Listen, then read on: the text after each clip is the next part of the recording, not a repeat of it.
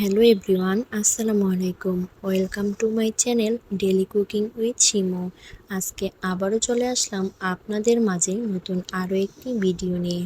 আজকে দেখাবো কচুরলতি দিয়ে ঝুরি শুটকি রান্না।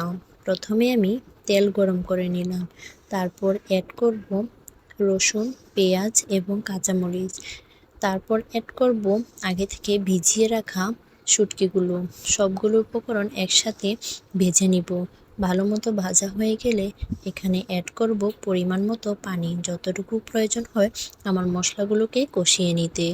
এবার অ্যাড করব পানি, তারপর এখানে দিয়ে দেব লবণ স্বাদ মতো, হলুদ গুঁড়ো, মরিচ গুঁড়ো এবং জিরা গুঁড়ো সামান্য পরিমাণে। সবগুলো মশলা একসাথে নেড়েচেড়ে কষিয়ে নিব। মশলাগুলো কষিয়ে নেওয়া হয়ে গেলে এখানে আমি অ্যাড করে নিব আগে থেকে কেটে রাখা কচুরলতি। কচুরলতিটাকে ভাপ দিয়ে নিয়েছিলাম, আপনারাও চাইলে নিতে পারেন।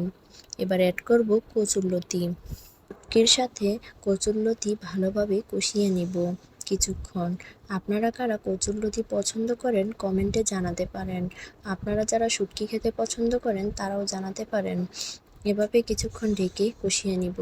তারপর দিয়ে দেব পরিমাণ মতো পানি, যতটুকু প্রয়োজন হয় আমার রান্নাটা শেষ করতে। পানি দিয়ে কিছুক্ষণ নেড়েচেড়ে ঢেকে রান্না করে নিব। এভাবে রান্না হয়ে গেল আমার কচুরলতি রেসিপি। আপনারাও চাইলে এটাকে ট্রাই করতে পারেন, খেতে খুবই স্বাদের এবং লোভনীয় হয়। Thank you so much for watching my video.